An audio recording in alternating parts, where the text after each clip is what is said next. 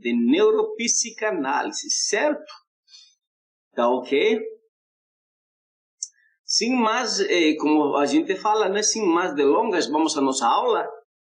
Vamos a falar sobre neuro um pouco. Tá ok? Vamos lá então.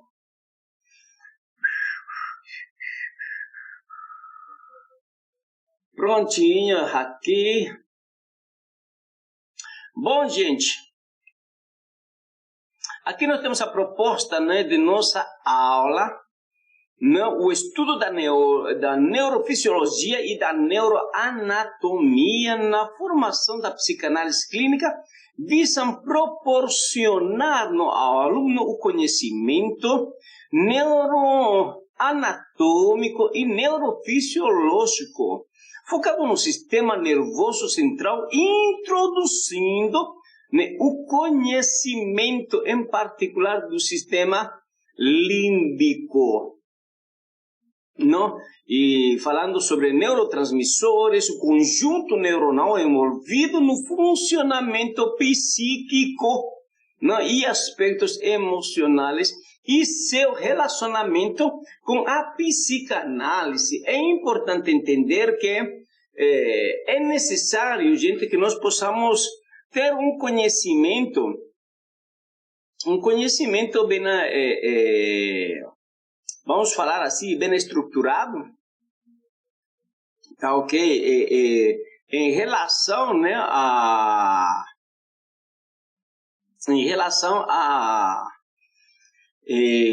questão neurológica, porque tudo funciona, né, em nosso cérebro, tudo funciona em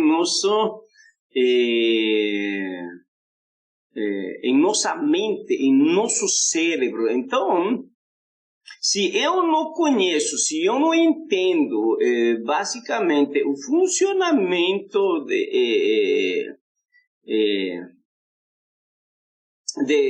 neuronal, eu vou ter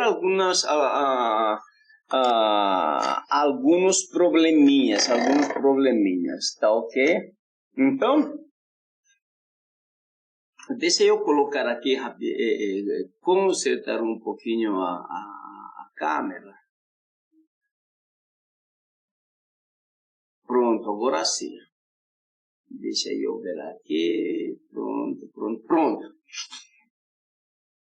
Né? Então, vamos lá.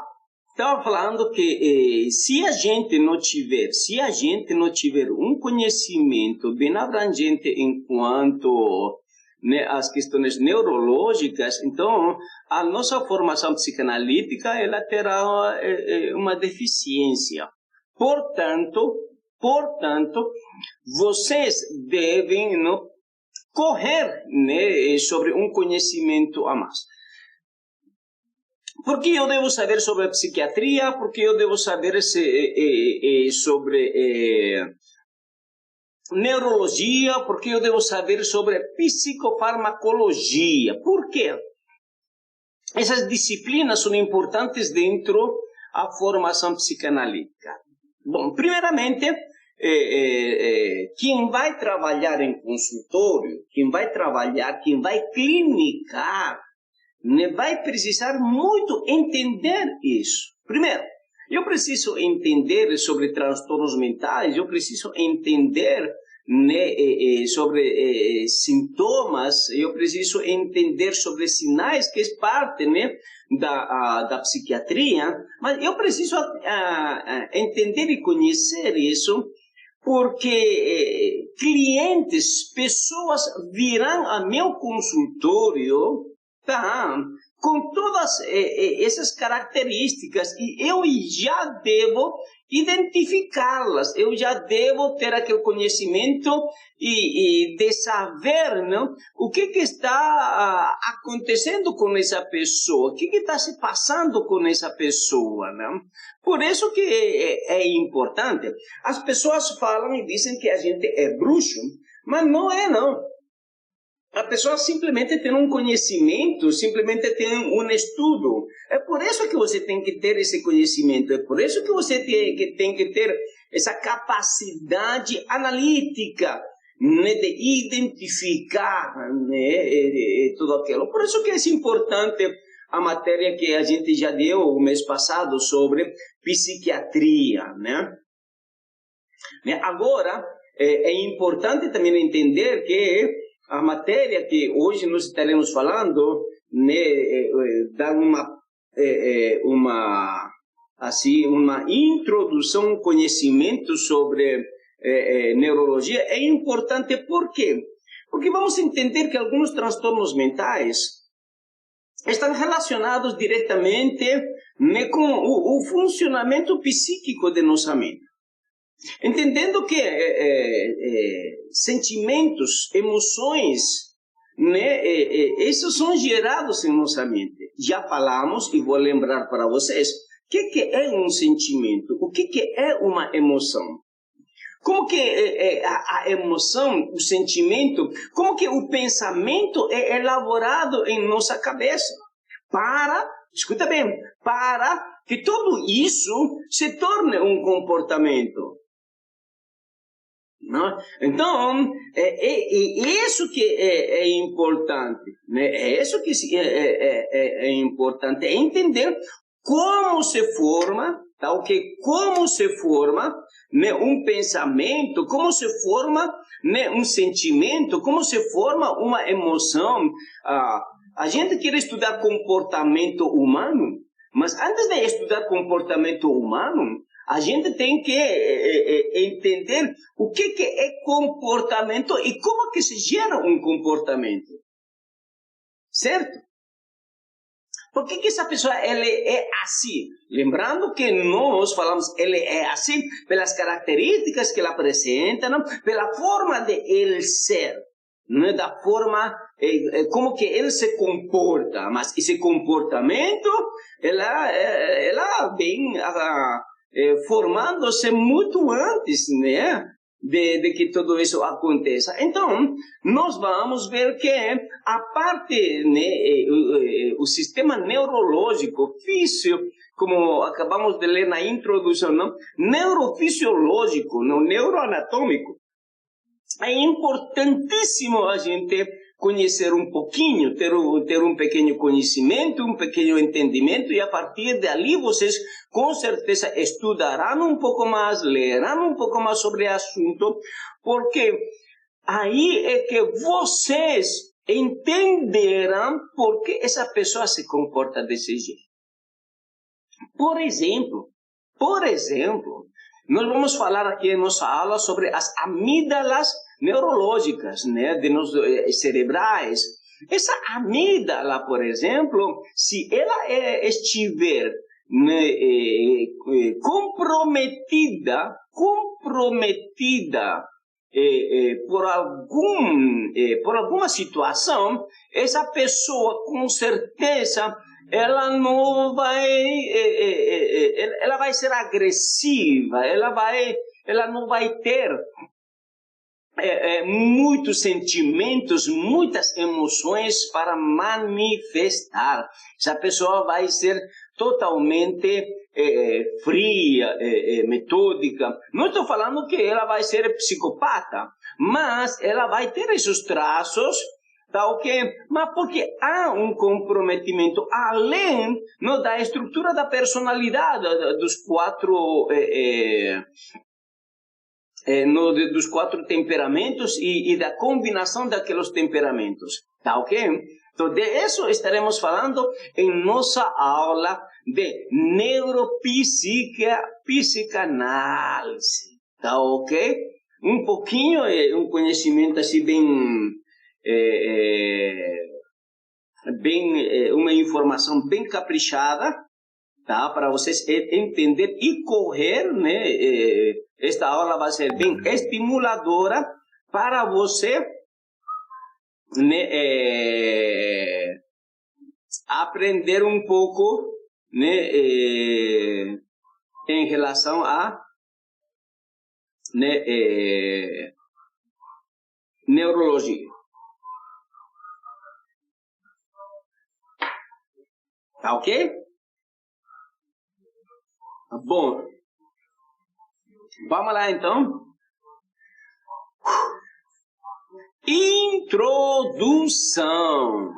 Tá ok? Introdução.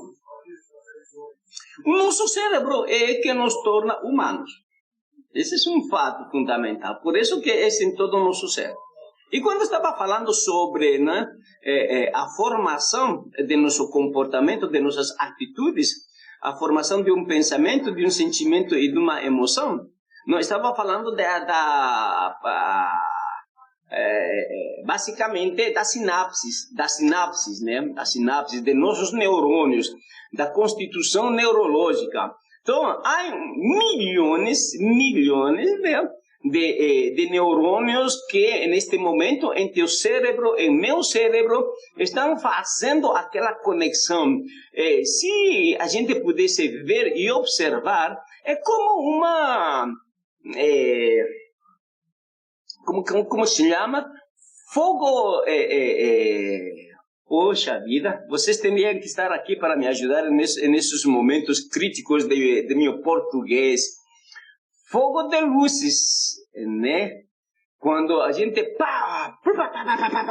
arrebenta, né? Arrebenta, né? É assim que neste momento a conexão, né? A sinapse está acontecendo, toda essa informação, esse choque elétrico.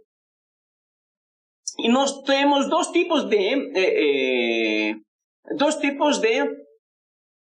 sinapses, né? A sinapse química, e a sinapse mecânica, motora, né? A sinapse química é aquela que gera sentimentos e emoções. A sinapse química é aquela que gera, tá, ok? As nossas emoções, os nossos sentimentos. Mas tudo isso é gerado a partir de uma determinada ação. Qual que é essa ação? Aí nós falamos sobre a percepção sensorial. Percepção sensorial. Então, como que eu percebo o mundo é que vai gerar uma informação ao meu cérebro. Mas, nessa percepção sensorial, tá ok? Tem alguns elementos a considerar. Por exemplo, eu tenho que considerar, naquele momento, o meu estado de humor com que eu me encontro, meu estado emocional em que eu estou, como que esse dia eu acordei, as influências que eu já tenho, nos preconhecimentos que eu tenho sobre aquele assunto. Então, quando nós falamos de a percepção sensorial, nós estamos falando daquilo que nós vemos, daquilo que nós sentimos, daquilo que nós ouvimos, daquilo que nós palpamos, daquilo que nós cheiramos. Então, toda essa percepção vai levar uma informação, né, a meu cérebro, para que meu cérebro faça toda uma interpretação com toda essa informação que eu estou passando.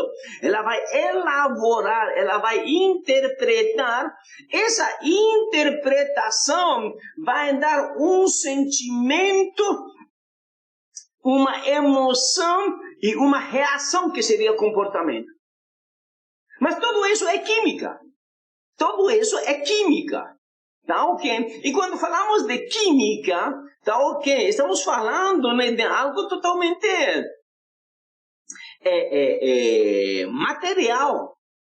Então, quando há uma má informação, quando há uma má resposta, quando algum neurônio, por X motivo, ele está, né,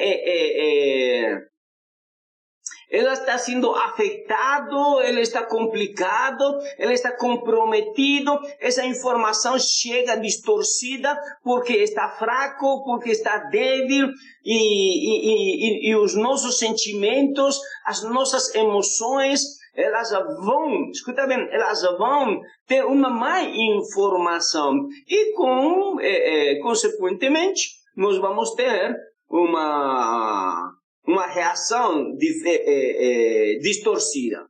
Então, é ali que começa tudo. Por isso que o nosso cérebro é que nos torna vivos. Tá, ok? Essa é a sinapse é química. E a sinapse mecânica motora é tudo aquilo que nos movemos e mexemos. E essas duas passam informações, tá? Simultaneamente. Então, imagina como o ser humano é tão maravilhoso e ao mesmo tempo complicado. Então, vamos lá. O nosso cérebro é que nos torna humanos. É a existência de funções mentais que permitem a pessoa pensar e perceber, odiar e amar, aprender e lembrar, resolver problemas, comunicar-se através da fala, da escrita, destruir e criar civilizações e vai por ali. É o nosso cérebro, é aqui. Por isso que é importante, né, toda a estrutura psíquica do ser humano. É importante a estrutura. Deixa eu fechar a janela rapidinho aqui.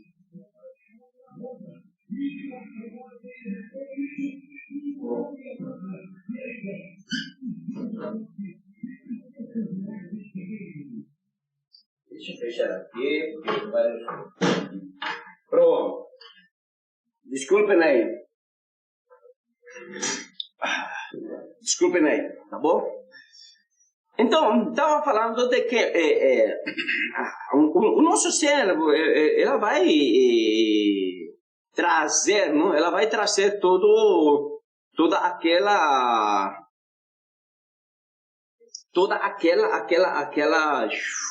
né, toda aquela estrutura, tá? O impacto das modernas técnicas da ressonância magnética funcional neuroimagem nos permite descobrir e conhecer um pouco mais sobre o sistema funcional e a evolução filogenética. O conhecimento geral da neurofisiologia visa o aumento da capacidade de observação quanto à sintomatologia. Escuta bem, o conhecimento geral de neurofisiologia visa o aumento da capacidade de observação quanto à sintomatologia e o funcionamento do corpo humano. No estudo do psiquismo, há muitos aspectos funcionais de atividades psíquicas que podem ser estendidas como um conhecimento desta disciplina, desta matéria. O conhecimento, tá, ok? Fantasia inconsciente, por sua vez, depende para manifestar um bloqueio emocional de certos conjuntos neuronais e suas sinapses, liberando outras redes mais ligadas ao mundo interno. Tal se pareceria num sonho, nos lapsos e na construção de sintomas, tá, okay? Na construção de sintomas neuróticos e psicóticos, como Freud havia observado. O ser humano necessita de fantasias, é verdade.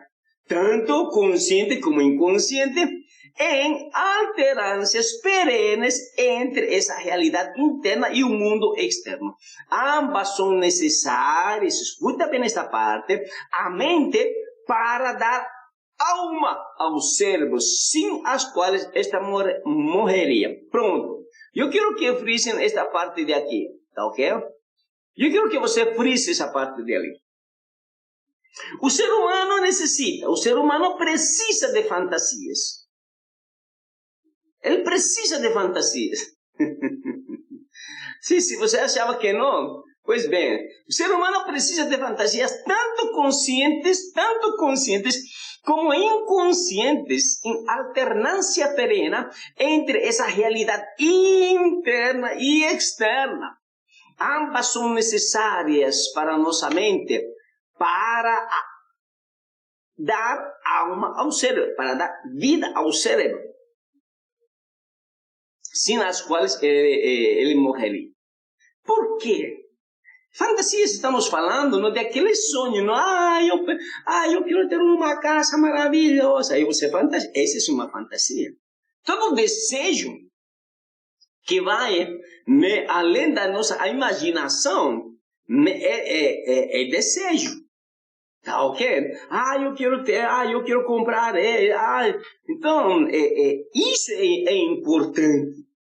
Então, para que a nossa mente, o nosso cérebro tenha vida e comece a trabalhar, a se projetar. Por isso que em psicanálise a gente chama de determinismo psíquico. Determinismo psíquico. Então, nós precisamos sonhar. Quando falamos de sonhar, nós estamos falando de deitar e ter um sonho. Nós precisamos sonhar, é dizer, nós precisamos de fantasiar um pouco para que as coisas aconteçam, para que aquelas fantasias se tornem uma realidade. Não sejam mais umas fantasias, senão sejam realidades. Você está viajando muito, você está sonhando muito. Quem não sonha não alcança. Quem não sonha não conquista. Então, isso é necessário para que a nossa mente ela trabalhe. Para muitas pessoas, isso poderia ser chamado de fé. Para muitas pessoas, isso poderia ser chamado de pensamento positivo. Para Freud, para a psicanálise, isso se chama determinismo psíquico. E nós precisamos disso para nos mantermos com vida, para nos mantermos ainda com desejos de continuar vivendo. Isso é importante. Muitas pessoas já morreram porque não têm mais sonhos, não têm mais desejos, não têm mais expectativas. As pessoas não fantasiam mais, não sonham mais.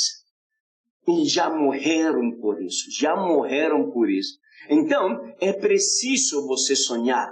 É preciso você fantasiar algumas coisas.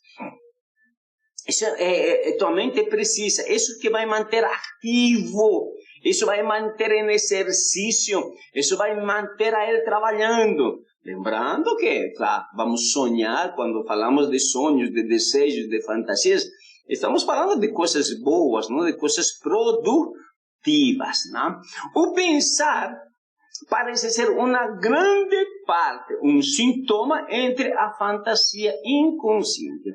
As captações sensoriais aferentes. O cérebro não sobreviveria sem o corpo. E os engramas, memórias estabelecidos no decorrer da vida. Dormir seria necessário para descansar de certos sinápticos ligados à realidade exterior, deixando livre os outros mais conectados ao mundo interno, originando o sonhar. Se nesse desligamento neurosimpático da consciência, da vigília, o cérebro não sobrevive. Os especialistas em sono sabem disso. Por isso que é importante dormir também. E é importante que durante o nosso dormir nós possamos sonhar. Então, isso é fundamental. Tá ok? Então, quando analisamos uma pessoa, sempre analisamos esses aspectos, os sonhos, suas fantasias, seus desejos, por mais absurdos que sejam, por mais sonhos incoerentes, a pessoa tem que sonhar. E se a pessoa vem na terapia é porque quer equilibrar todos aqueles sonhos. A pessoa vem na terapia porque essa pessoa quer colocar em ordem e se perfilar de uma forma sadia, em sua búsqueda pela felicidade. Então, isso é importante. Tá ok? Então, vamos lá. Freud e a neurofisiologia. Sim, Freud, fundador da psicanálise, examinou as emoções de uma perspectiva predominante psicológica. Para ele, a emoção e de natureza intrapsíquica e intraorgânica, apesar de consciente, muitas vezes aparecem na prática psicanalítica no âmbito do inconsciente.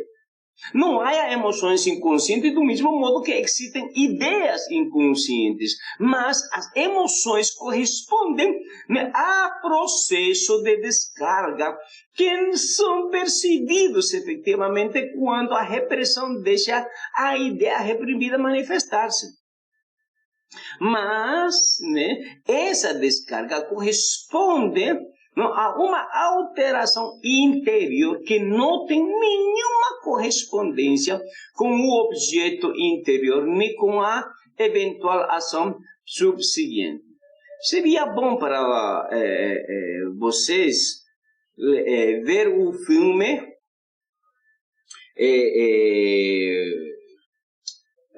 é um desenho animado. Eu acho que vocês já viram, mas seria bom vocês verem desde um ponto de vista sempre analítico, com psicanalistas, né?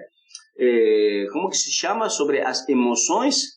Se alguém pudesse colocar aí para mim enquanto eu lembro do filme.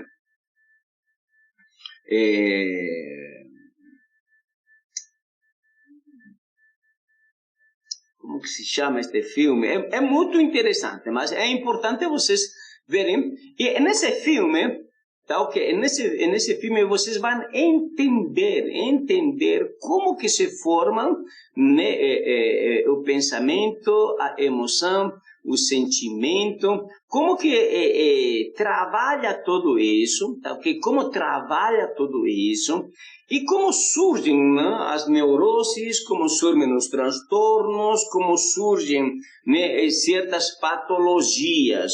Por exemplo, nesse filme nós vemos que o pai da menina fala e disse, né, que vai mudar para uma casa nova.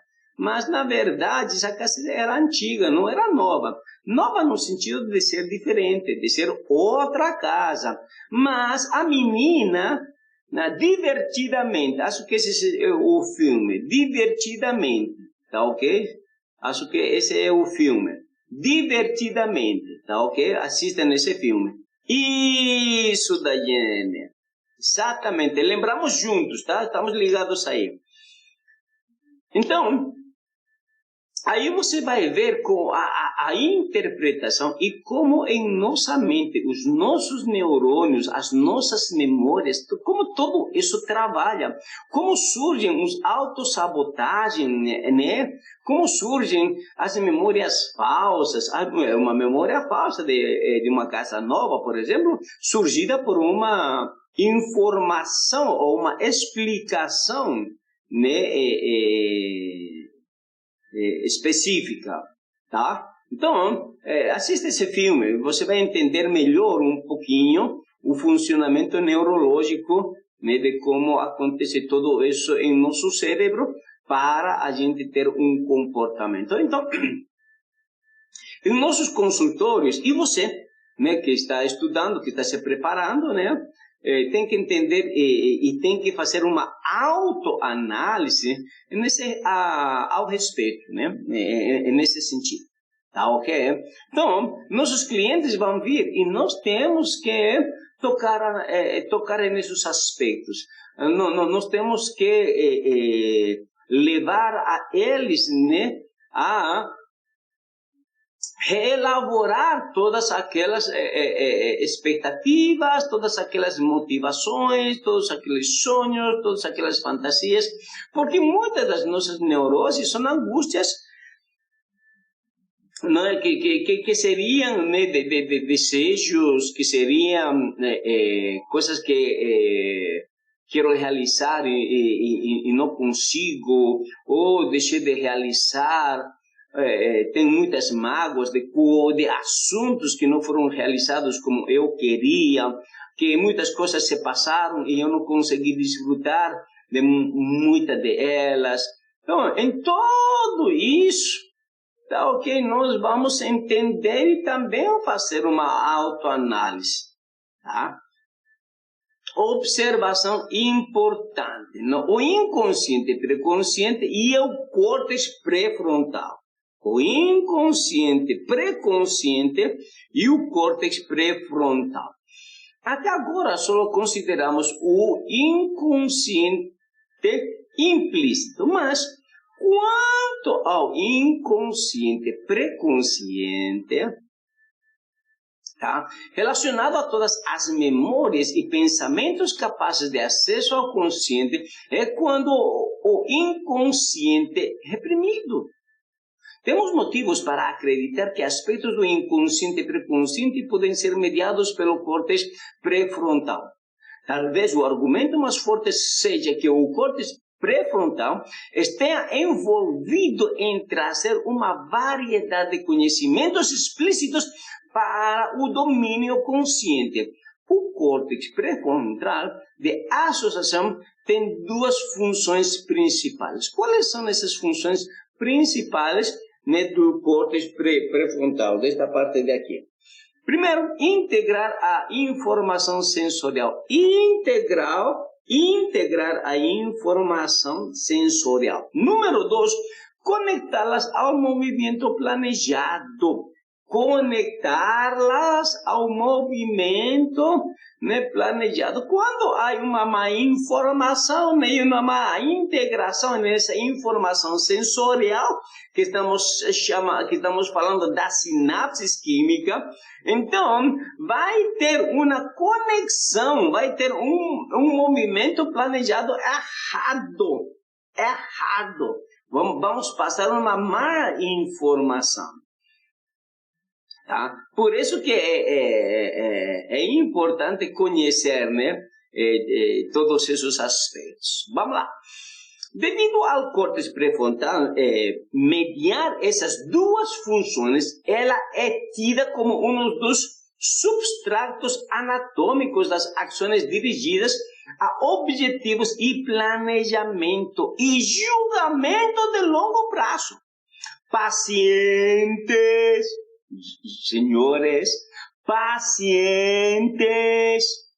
com lesão nas áreas associadas pré-frontal têm dificuldade de alcançar objetivos realistas.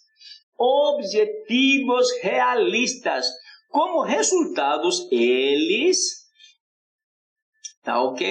frequentemente conseguem pouco na vida. Comportamentos surgem que sua habilidade para o planejamento e organização das atividades diárias encontram-se diminuídas. Gente, dá para entender isso? Dá para compreender esse aspecto? Olha, presta bem atenção nisso que acabamos de falar. Devido ao córtex pré-frontal, né, ser o mediador entre essas duas funções, ela tem como um dos substratos anatômicos de ações dirigidos ao objeto no planejamento e julgamento de longo prazo. Então, vem ali uma situação específica. Pacientes com lesão, né, nas áreas associadas pré-frontais, que vamos ver um pouquinho mais na frente em um desenho, né, pré-frontal tem dificuldades em alcançar objetivos realistas. Objetivos realistas. Como resultado, eles frequentemente conseguem pouco na vida. E seus comportamentos sugerem que suas habilidades para o planejamento e organização das atividades diárias encontrem-se diminuídas. Rabisque isso, cara. Rabisca isso. Grifa isso. Como resultado desse atrofiamento, né, eles frequentemente conseguem pouco na vida. Seus comprometimentos sugerem que suas habilidades para o planejamento e organização das atividades diárias encontram-se complicadas. Então, Por que as pessoas, muitas pessoas não conseguem ter um planejamento diário adequado? Porque muitas pessoas realmente têm um problema, né, em alcançar objetivos, em terminar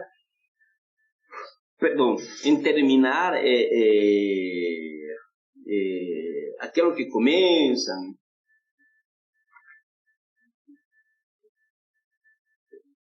Então, nós temos que ter esse conhecimento. Por isso, quando vem um cliente para mim, eu sempre deixo bem claro que, dependendo o decorrer de nossa terapia, é possível que ele venha a ser indicado, tal que a procurar e a fazer uma avaliação com outro profissional. Sempre falo que o meu tratamento é um tratamento, né, multidisciplinário, dependendo da necessidade, né, de nosso tratamento. E isso é fundamental. Porque dependendo e entendendo um pouco sobre psicossomática, talvez eu encaminhe a um cliente a fazer uma série de exames, se ele tem problemas de rins, problemas de fígado, problemas de coração, né, pela questão da pressão arterial, né, se ele tem problemas, né, de gastrites, de úlcera, de coluna, né, se ele tem algumas doenças mórbicas. Então, eu vou mandar, né, fazer todo aquele requerimento, todo aquele check-up, porque tudo isso quer dizer uma coisa. E além de dizer uma coisa, como nós falamos, o corpo fala, então que ela também é responsável em minhas emoções, em meus sentimentos e na parte psicológica, na parte mental da minha vida. Então, eu preciso, né, ter em consideração esses aspectos, tá ok? Vamos lá, continuando com nossa apostila. A partir de 1939, principalmente com o trabalho, né, com o trabalho de Alexander Luger, desenvolveu-se dentro do campo da neurociência do comportamento a neuropsicologia dinâmica, cujos princípios se aproximam aos da psicanálise, por aceitar que as funções fisiológicas cerebral ocorrem na interação dinâmica das diversas áreas espalhadas pelo cérebro e no resultante de uma localização no centro. Nestes termos, podemos afirmar que a psicanálise se comporta como uma neuropsicologia. Luria, quando escreveu seu livro em 1972, parece que tinha esgotado os principais assuntos cognitivos e se propunha a entrar no campo não abrangido pelo cognitivismo, motivação, emoção, profundas e personalidades. Ela faleceu antes de iniciar seu projeto. Freud descobriu que os acontecimentos subjetivos da vida mental não são facilmente acessíveis à investigação científica. Forças poderosas trabalham para que se oponham às tentativas de investigação de conteúdos privados da mente humana. Freud classificou essas forças que se expressam clinicamente como vergonha. Então, olha, muitas pessoas escondem isso. Além de vergonha, hoje em dia nós chamamos de autossabotagem.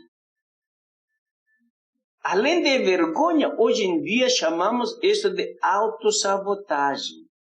Né? Bom dia, né, pastor Samuel. Já que, bom, ele vai entender e todos vocês vão entender, né? Por exemplo, confessar seus pecados que atormentam, que atribuem, que criam uma tribulação dentro de si e como descreve, se não me engano, o Salmo 38, 68, né, que dentro do ser humano o corpo está desfalecendo, os ossos estão se desfalecendo, né? Que acontece? Então, as pessoas que têm esses pecados, né, tentam esconder por vergonha, não confessam seus pecados, né, não abrem no coração, tentam esconder aquilo, não por vergonha. Isso que Freud entendeu durante todo o processo. Ele descobriu que as pessoas escondiam aquilo. Tá ok. E aí vem essa palavra que ele utiliza, vergonha, e que hoje nós chamamos de autossabotagem. Autossabotagem. Quando você pergunta a uma pessoa, e aí, como vai? A resposta comum é tudo bem. Tudo bem. Para essa pessoa está tudo bem. Essa pessoa só vai falar tudo bem. Mas não está bem no trabalho, não está bem no relacionamento, não está bem na família, não está bem com ele mesmo. E tem vergonha. Tem vergonha de confessar isto e aquilo. Então, gente, nós temos que entender que, né, a terapia, né, é para isso. O terapeuta está para isso, o sacerdote está para isso, mas dá vergonha.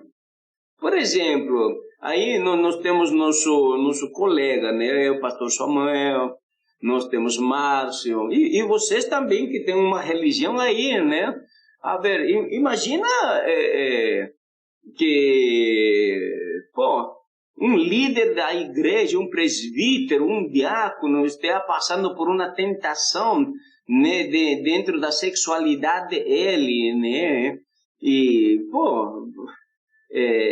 a vergonha que essa pessoa tem de confessar isso para, né, o pastor, ou o pastor ter que confessar para o outro pastor. Então, é bem complicado isso, né? Então, o Freud chama a isso, né, de vergonha, né? E nós chamamos tudo isso de autossabotagem, né? Então, Freud descobriu nos conteúdos subjetivos da vida mental não são suficientemente acessíveis à investigação científica, né? É difícil. Novamente, um pensamento, um sentimento, uma emoção não tem como ser investigado pela ciência. É aí que vem, né, a terapia, né? Porque forças poderosas, escuta essa palavra, forças poderosas para se oporem às tentativas de investigação de conteúdos privados da mente humana. Freud classificou essas forças que se expressam clinicamente como vergonha. E sabem por que essa vergonha? Porque as pessoas têm medo a ser criticados, a ser julgados, a ser apontados, a ser vistos mal, né? A que as pessoas tomem represálias contra ela, e vai por aí. Culpa, né? Olha, vergonha, culpa. Bom, aqui está uma resposta, gente. Aqui está uma resposta. Quem teve problemas para fazer o trabalho, né, de culpa e rejeição, aqui que está um dos tópicos que vocês poderiam ter abordado muito bem. Então, o que é culpa, né? O que é culpa? Como que a culpa gera psicologicamente? Aqui que está a resposta, tá ok? Freud classificou estas forças que se expressam clinicamente como vergonha, culpa, ansiedade e outros. Sobre o número de resistências, né? Essas dificuldades ocorrem, olha aqui, essas dificuldades ocorrem pelo fato de que as determinantes causais inferidas dos dados observados primários acontecimentos mentais inconscientes que subjacem no processo de pensamentos conscientes não são suficientes por definição. Experimento várias técnicas para vencer tais resistências, por exemplo, a hipnose. E com base nessas experiências, gradualmente desenvolveu a técnica da psicanálise, definitivamente da associação livre. Como Freud quebrou esses poderes, esses poderes, essas forças poderosas. Como que Freud quebrou, né? Tentou pela hipnose, não deu muito certo. Não deu muito certo, né? E, olha aqui,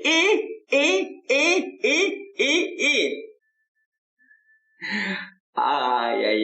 E aí Freud vem com a livre associação. Essa livre associação é fantástica, não? O paciente vai falando, não tem temas específicos, não tem assuntos específicos, e o papo vai sendo tão livre, não? Livre associação, tão livre, tão espontânea. Por isso, quando falamos livre e espontânea, estamos falando sem julgamento, sem condenação. Eu falo para meus clientes que são evangélicos, que são cristãos, que são líderes, e eu falo assim, olha, este é seu espaço, este é seu horário, este é seu tempo, aqui você pode se sentir livre para fazer e falar, dizer tudo que você quiser. Aqui não tem pecado, aqui não tem condenação, aqui não tem crítica, aqui não tem nada. Aqui é para você se sentir livre. Pode se sentir livre. E fale mesmo. Se é preciso xingar, pode xingar, não tem problema nenhum.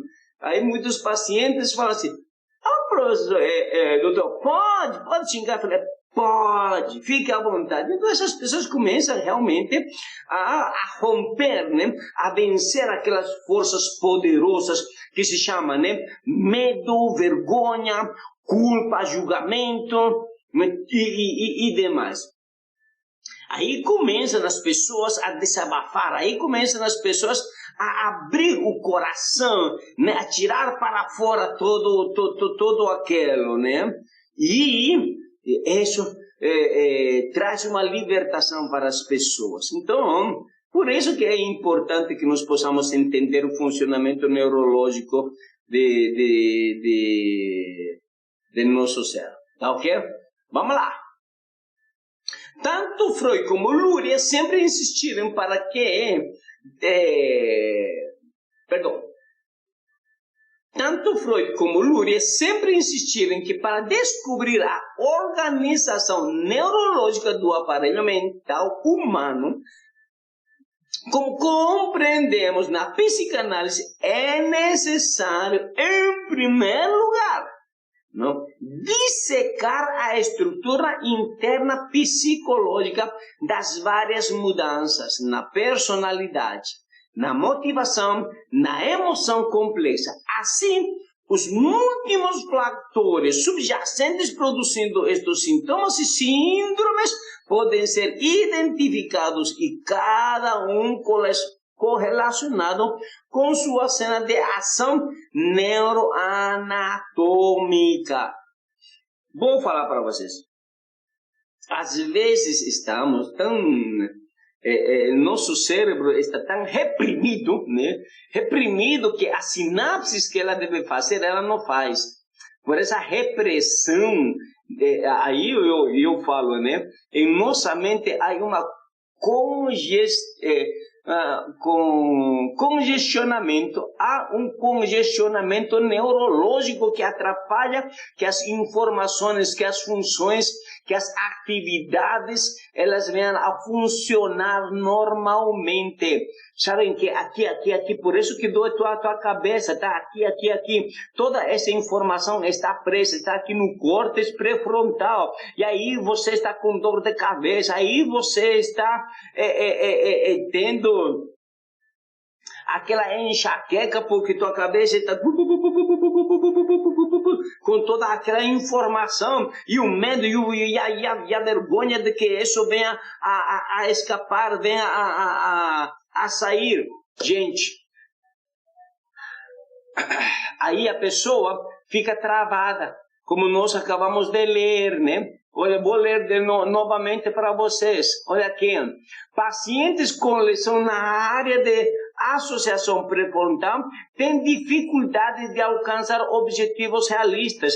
Por quê? Porque a cabeça está tão congestionada de pensamentos, de julgamentos.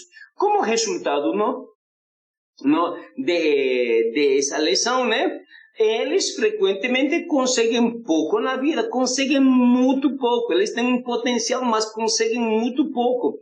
E seus comportamentos surgem que suas habilidades e planejamentos e organização de atividades diárias encontram-se diminuídas, encontram dificuldade com todo aquilo. Tem um potencial, mas todo esse potencial se perde. Todo esse potencial se perde devido, à autossabotagem, devido a essa culpa, sentimento de culpa. Gente, sentimento de culpa, de vergonha. Esse sentimento de culpa é o julgamento que as outras pessoas fazem. Esse sentimento de culpa, né, é o que o outro vai pensar. Esse sentimento de culpa vem, né, totalmente carregado com um julgamento da sociedade, né? E isso é muito pesado. Isso é muito pesado, tá, ok? Vamos lá. 3. Sistema nervoso central. O sistema nervoso central, coordenado de todas as atividades, organiza, interage sensações de ideias, conjuga fenômenos de consciência e adapta o organismo às condições de momento. É formado por elementos altamente diferenciados em excitabilidade e condutibilidade, cuja unidade anatômica e funcional chama-se de neurônio. O neurônio compreende corpo celular e seus prolongados axônios e dendritos. O corpo celular apresenta forma e volumes variados, porém, com as demais células, um núcleo geralmente esférico. Os prolongamentos do corpo celular são de duas espécies.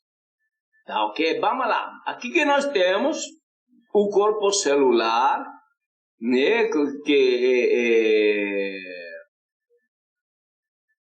Que vocês estão vendo, né? Então, o neurônio está composto de dendritos e axônio e o corpo celular, que é o centro, né? E terminações do axônio, tá? Vamos lá. Então, por todo isto, corre energia, corre compostos químicos, tá, ok? Através do axônio, que leva informação para os dendritos, não? Os dendritos, aqui. Os dendritos, esta parte de aqui, estas pontinhas, fazem as sinapses, né? Fazem o choque com o outro. Aí nós temos os emissores e os receptores. E aqui o corpo celular, aqui o centro, é onde se gera todas essas informações, essas interpretações. É daí que se manda, não é que manda as mensagens. Imagina esta celulinha, né? Este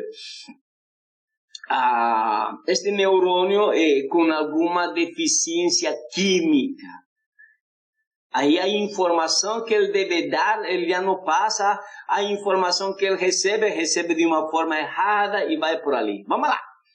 Dentre os numerosos curtos, muito ramificados, representando simples expansões protoplasmáticas. O axônio, né, que é aquela parte fininha, único longo do corpo, apresentando geralmente poucos ramos colaterais, e arbosinato terminal sendo envolvido pela vaina de mielina.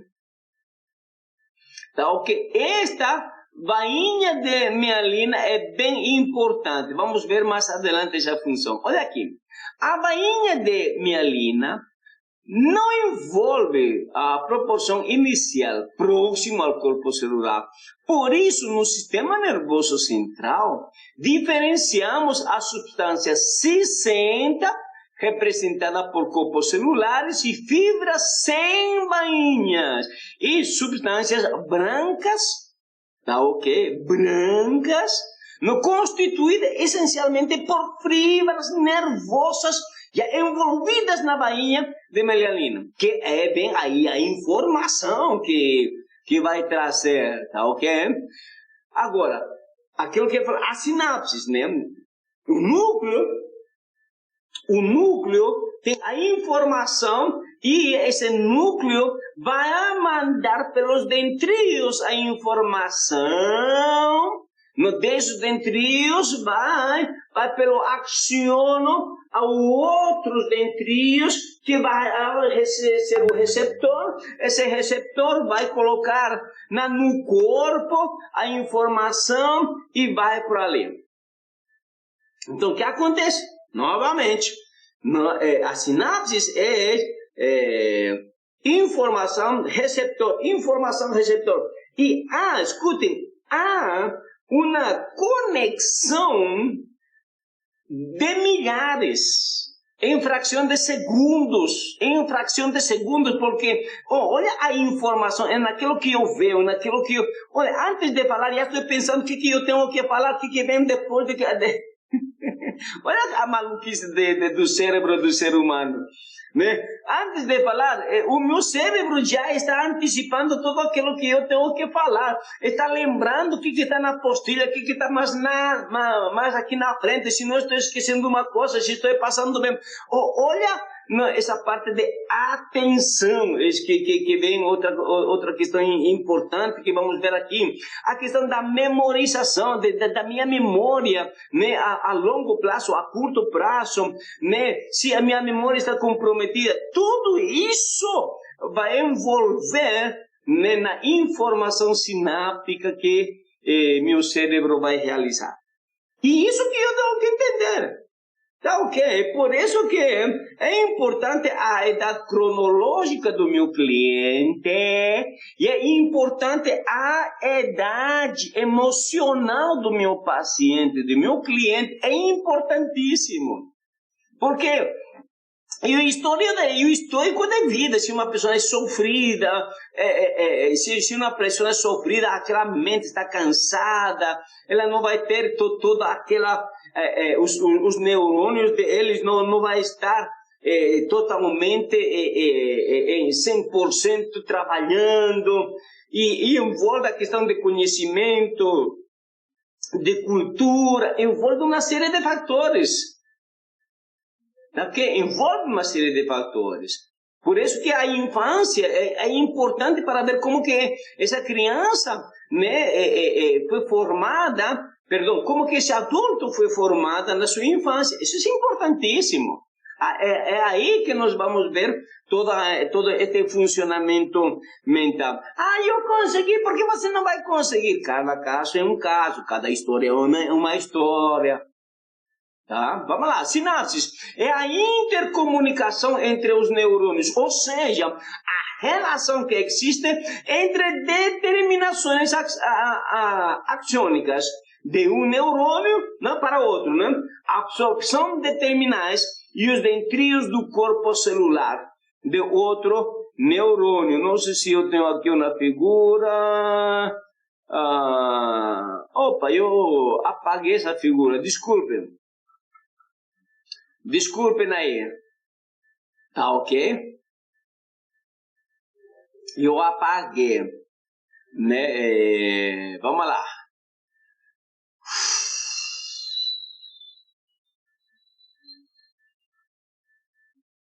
Então,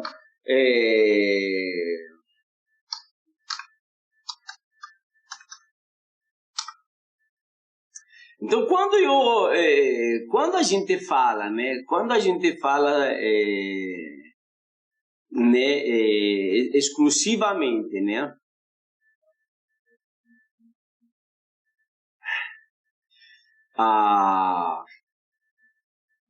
Das sinapses, né? Nós vamos ver, eu vou mostrar né, uma foto aqui, né, para vocês poderem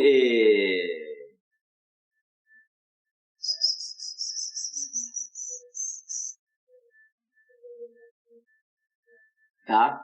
Para a gente entender um pouquinho, né? Como essas sinapses acontecem, né? E como elas vêm a funcionar na informação, tá ok? Na informação. É muito interessante quando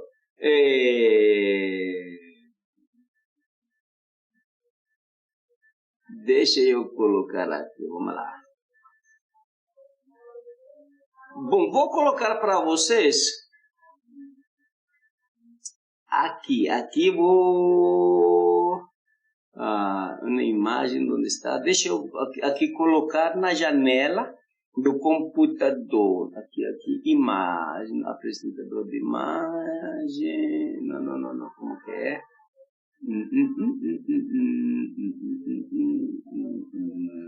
Captura de janela. Puxa vida. Imagem.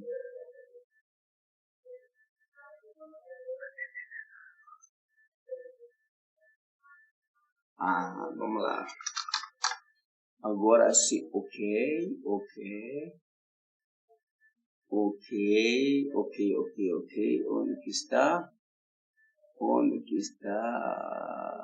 Isso. Pronto. Ok.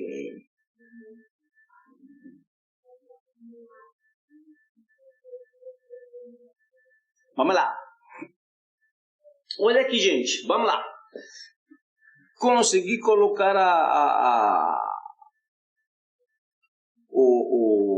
a imagem ali. Tá certo? Então, vamos lá. Se você ver aqui na estrutura neuronal, nós vamos ver, olha aqui, né? Você, acho que você está conseguindo ver, né? O mouse também, né? Acho que você não está conseguindo ver o mouse. Tá ok. Mas vamos lá. Você vê esta parte, né? Aqui o núcleo, não? O núcleo aqui, né? Onde todo é processado.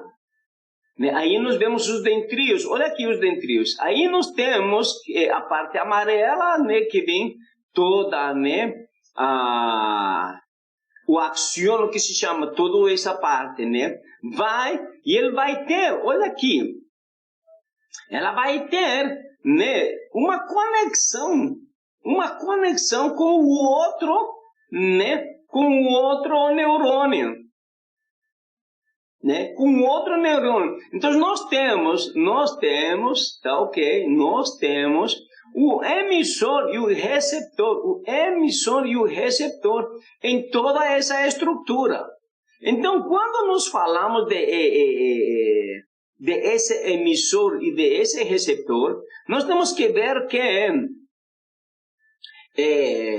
essas informações, como que passa, né, de uma para a outra. Aqui nesta outra imagem que eu vou colocar, ok. Nesta outra imagem que eu vou colocar para vocês, nós vamos ver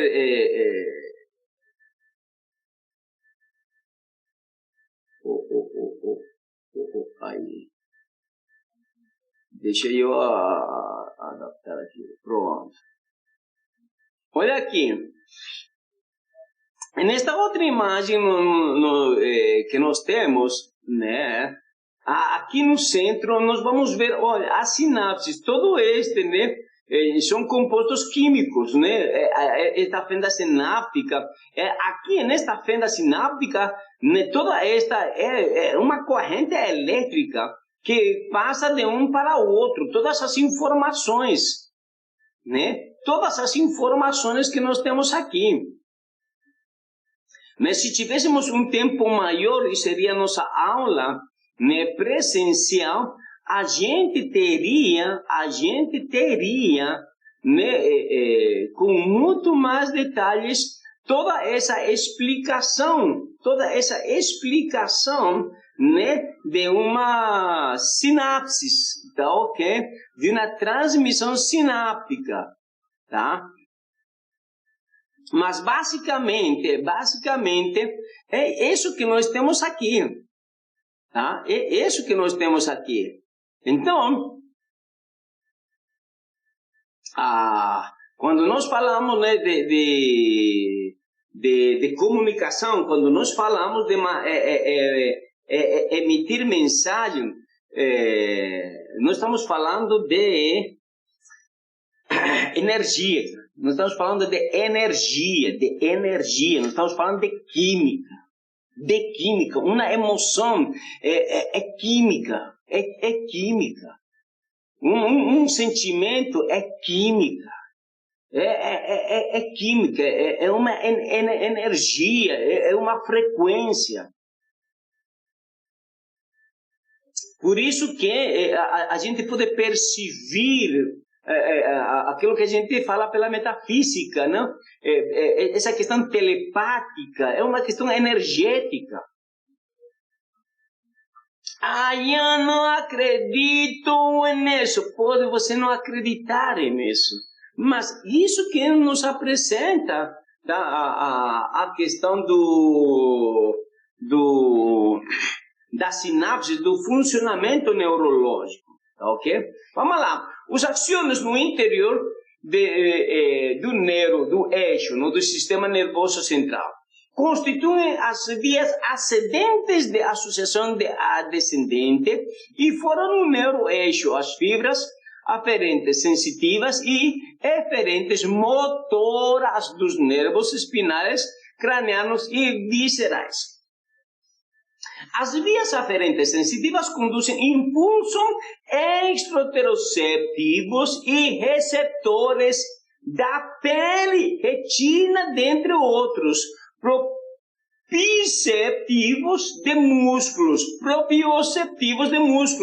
tendões e articulações e interceptivos de vísceras. As que atingem as áreas cortical sensitivas são conscientes e as demais são inconscientes. Então, saber um pouquinho sobre, em relação à neuroanatomia é muito interessante, tá? Constituição geral do sistema nervoso. A natureza, não estou vendo você, vamos lá. A natureza, né? Estrategicamente colocado o sistema nervoso em posição privilegiada para exercer o comando geral de todos os demais órgãos e sistemas. Assim, encontra-se bem protegido no interior da caixa craniana e da coluna vertebral, estruturas ósseas bem resistentes. Essa porção protegida por estruturas ósseas e chama-se sistema nervoso central. Através da estrutura óssea emitem ramificações para toda a periferia, de modo que impulsos elaborados no sistema nervoso central alcançam as periferias, assim como informações colhidas para as periferias alcançam no sistema nervoso central. Tais ramificações constituem um conjunto o sistema nervoso periférico. Aqui que nós temos, vocês não vão poder ver, né? A imagem toda com todos os nomes. Olha, mas dá para perceber, né? Vou ver, aqui eu tenho, né? Opa, amigo, vamos lá.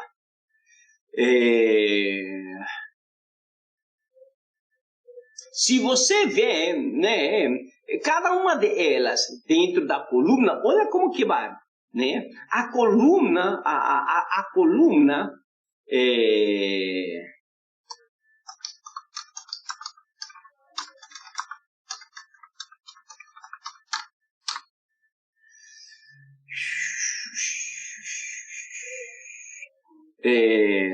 o nosso cérebro, ele tem praticamente, né, todas, olha aqui, todas as informações, todas. Né? E nessas informações, né, em nosso cérebro, né, vocês vão ver, não? Que é uma estrutura. Bom, vou ver se consigo mostrar para vocês a imagem que eu tenho aqui. Tá ok?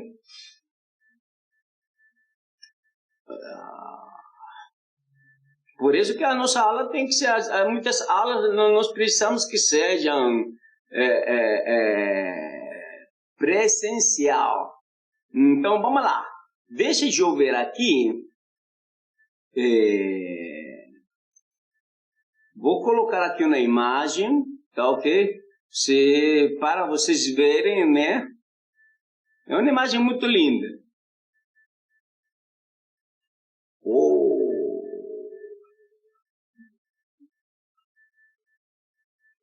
Opa.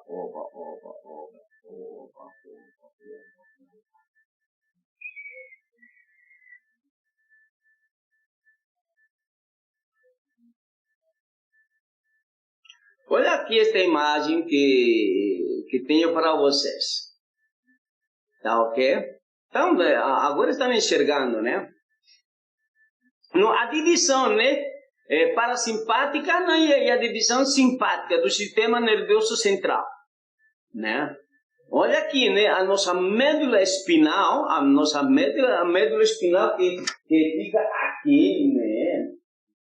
Por isso que a gente tem que entender, né, das enfermidades psicossomáticas. Não só aquelas que estão, como acabamos de ver, né, visíveis e invisíveis. Aí nós falamos das enfermidades